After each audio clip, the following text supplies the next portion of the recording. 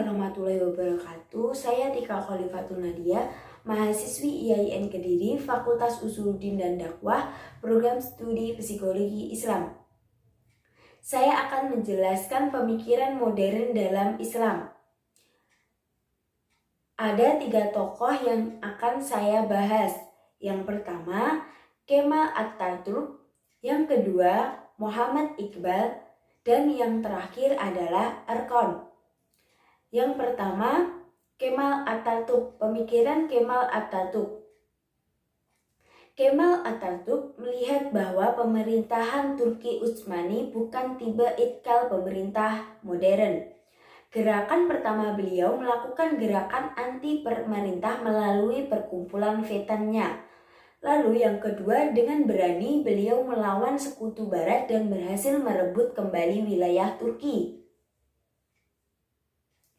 Posisi Kemal Atatürk semakin kuat dan pada akhirnya dunia internasional mengakui eksistensi Kemal sebagai penguasa Turki.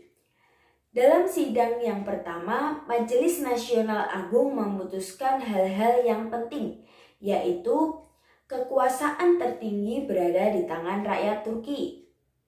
Selanjutnya, perwakilan rakyat tertinggi berada di tangan Majelis Nasional Agung. Majelis Nasional Agung berfungsi sebagai lembaga legislatif dan eksekutif sekaligus. Tugas pemerintah dilakukan oleh Majelis Negara yang anggotanya dipilih dari Majelis Nasional Agung. Ketua Majelis Nasional Agung menerapkan jabatan sebagai Majelis Negara. Dalam pemikiran Kemal, Turki Utsmani tidak maju karena terdapat hubungan erat antara Islam dan negara. Bagi Kemal, ikut campur ya Islam dalam berbagai lapangan publik, termasuk politik, telah membawa kepada kemunduran Islam.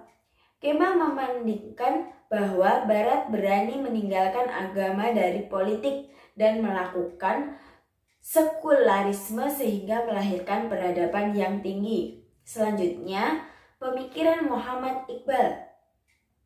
Pertama, beliau menggabungkan ilmu kalam, tasawuf, dan falsafah, ilmu sosial, dan sastra dalam pemikirannya sebagai rangka untuk memahami ajaran Islam.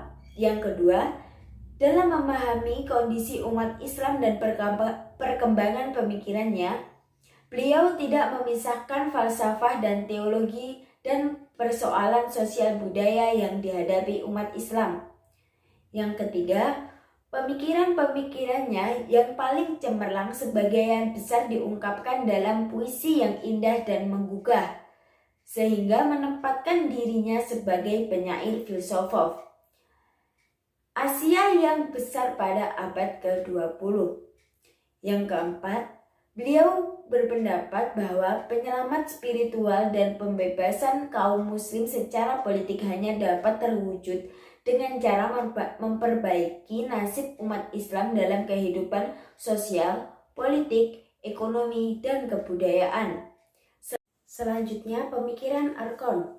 Kritik nalar dalam istilah filsafat adalah kritik epistemologi itu sendiri, yaitu kritik terhadap metodologi yang kemudian melahirkan sebuah ilmu. Oleh karena itu, munculnya kritik nalar merupakan respon ketidakpuasan atas metodologi kajian Islam yang berkembang. Studi sastra dan pemikiran Islam yang Erkon tekuni, baik melalui ceramah atau tulisan, memiliki tujuan untuk memadukan antara unsur pemikiran Islam dan pemikiran Barat modern.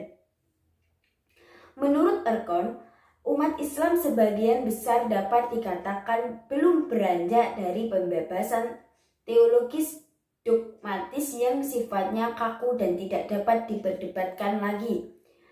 Hal demikian mengakibatkan pemikiran umat Islam menjadi stagnan.